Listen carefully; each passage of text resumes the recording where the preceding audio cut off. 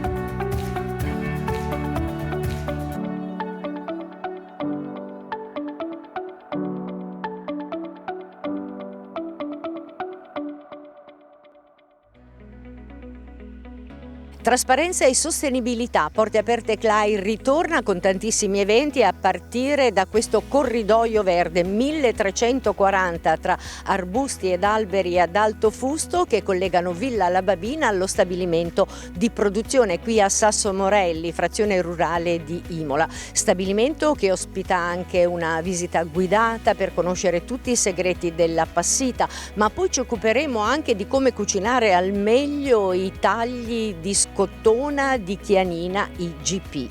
Ambiente anche con la consueta campestre, la passeggiata ecologica, e il premio 100% italiano va in questa edizione al CONAPI, Consorzio Nazionale Apicoltori.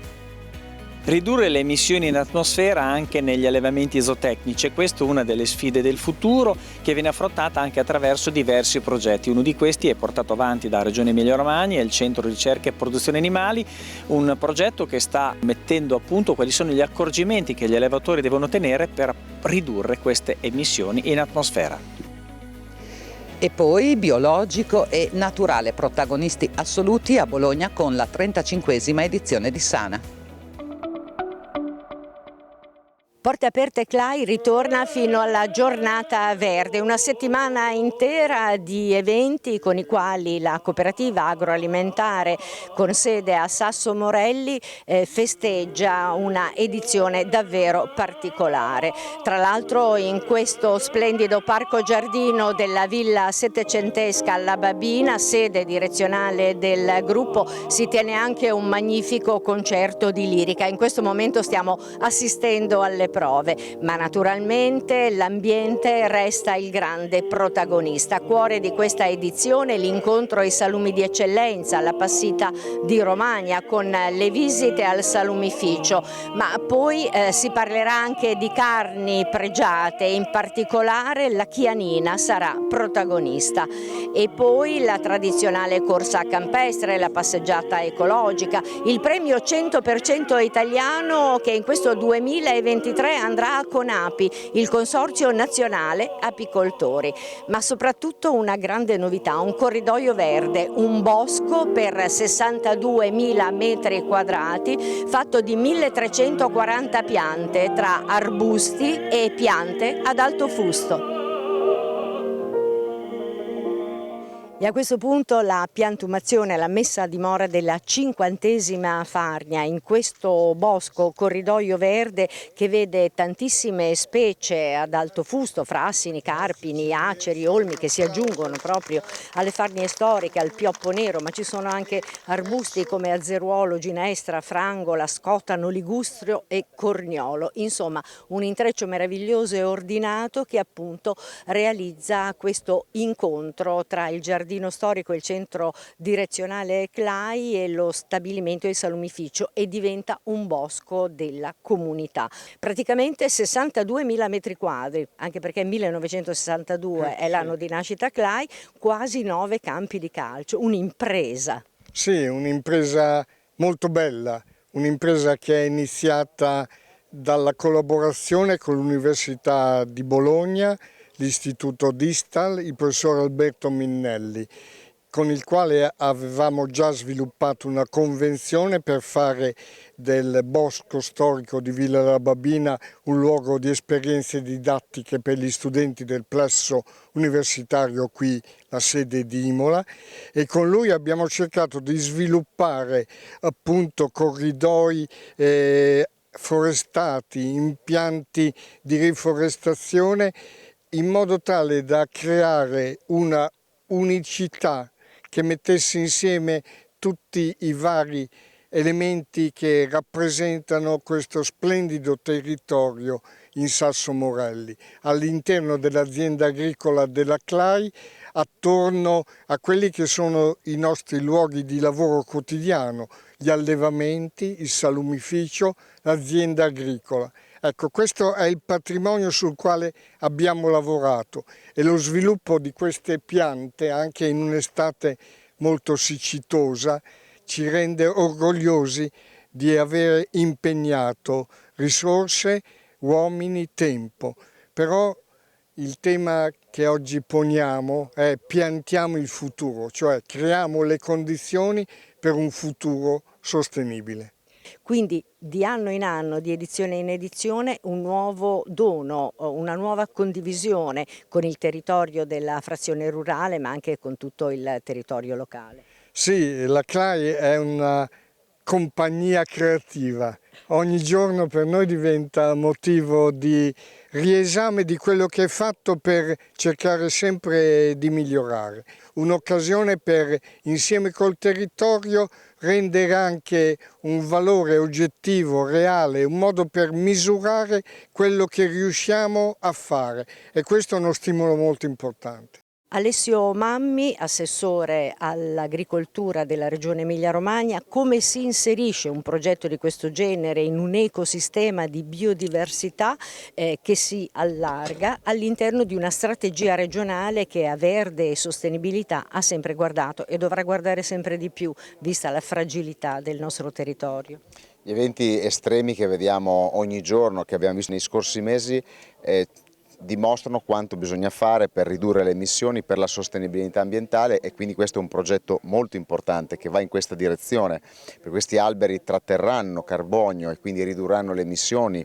Queste piante sono biodiversità, che è la dieta del pianeta, e quindi è un intervento che si inserisce nella nostra strategia regionale, perché abbiamo l'obiettivo entro il 2025 di piantumare 4,5 milioni di alberi, cioè uno per ogni cittadino della nostra regione, ed è coerente anche con le strategie dell'assessorato all'agricoltura, perché quasi il 40% delle nostre risorse vanno proprio alla sostenibilità ambientale e a produzioni sempre più di qualità. Questa è l'ulteriore dimostrazione di come le nostre imprese agricole e agroalimentari siano attente all'ambiente e al territorio. Poi CLAI naturalmente è un esempio, un modello, perché oltre a questo progetto negli anni ha potenziato le energie rinnovabili con impianti fotovoltaici, con il biometano, che significa creare una economia circolare, e con la filiera corta, l'attenzione alla qualità dei prodotti, quindi c'è una sensibilità molto forte dal punto di vista non solo economico ma anche sociale e ambientale. Vediamo allora come è nato questo progetto, che non vuole realizzare una semplice fabbrichetta di ossigeno, ma vuole integrarsi davvero con paesaggi e strutture che in questo territorio sono dislocate.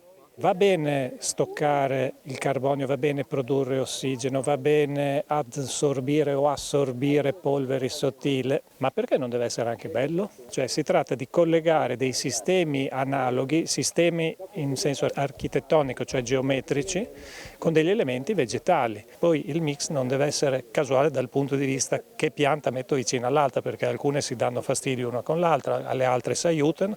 Ecco, in questa seconda direzione si va per programmare una crescita migliore, più veloce, perché queste sono piante che non consumeranno acqua, cioè adesso vediamo l'irrigazione perché per i primi 2 o 3 anni è necessaria per l'attecchimento, ma dopo si taglia, se no sarebbe un autogol produrre dell'ossigeno per togliere dell'acqua. Agricoltura e ambiente, ecco, io praticamente ho la coniugazione perfetta del comune di Imola qui a fianco a me. Pierangelo Raffini per il mondo dell'agricoltura e delle attività produttive. Le porte aperte CLAI raccontano sempre delle novità e vanno veramente verso il futuro di quello che dovrebbe essere l'agroalimentare.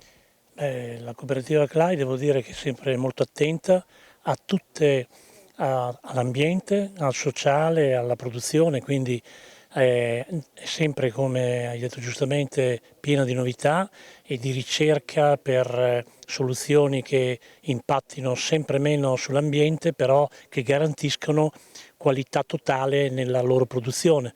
Ecco, a proposito di ambiente, Elisa Spada, cioè una iniziativa come questa del bosco permanente, della riforestazione, del corridoio verde, si inserisce anche in quelle che sono le strategie locali di un'amministrazione che cerca di essere il più verde possibile.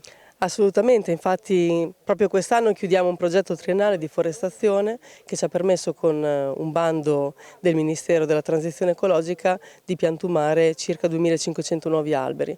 I principi che abbiamo adottato come comune sono gli stessi che ha adottato la CLAI, nel senso di guardare al paesaggio, avere una logica di sistema, cercare di portare beneficio sia per la qualità dell'aria ma anche proprio per il benessere delle persone nel quotidiano, portare ombra negli spazi pubblici dismessi, per dare nuove occasioni con queste alberature di avere degli spazi verdi di qualità di cui fruire per tutti. L'ambiente da amare, il pianeta da salvaguardare e così il premio 100% italiano, prestigioso riconoscimento con il quale CLAI si fa portavoce della valorizzazione del patrimonio e delle tradizioni italiane, va in questa sesta edizione a CONAPI, Consorzio Nazionale Apicoltori, una realtà che è composta appunto da apicoltori su tutto il territorio che valorizzano qualità, identità e tipicità, e anche qui rientriamo in una economia sostenibile.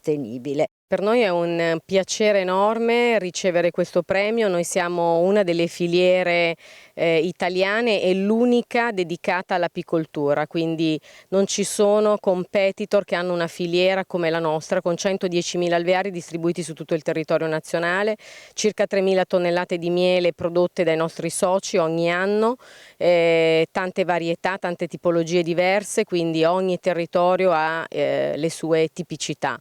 E siamo molto orgogliosi di questo premio, il momento storico è impegnativo, si parla tanto di sostenibilità, di biodiversità, di api, di apicoltura e sicuramente insieme si possono fare e raggiungere importanti obiettivi. Questo è quello che noi pensiamo e di recente abbiamo anche studiato una certificazione che possa aiutare tutte le imprese, non solo quelle del settore alimentare ma di tutti i settori, per fare un percorso virtuoso in questa direzione.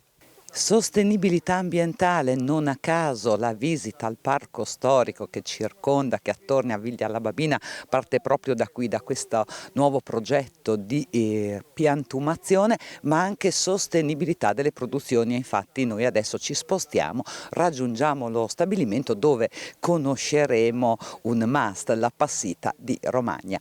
Quindi adesso una breve pausa, noi ci ritroviamo con la passita di Romagna, con la campestre che passerà proprio da qui e anche con tanti altri contenuti. A dopo.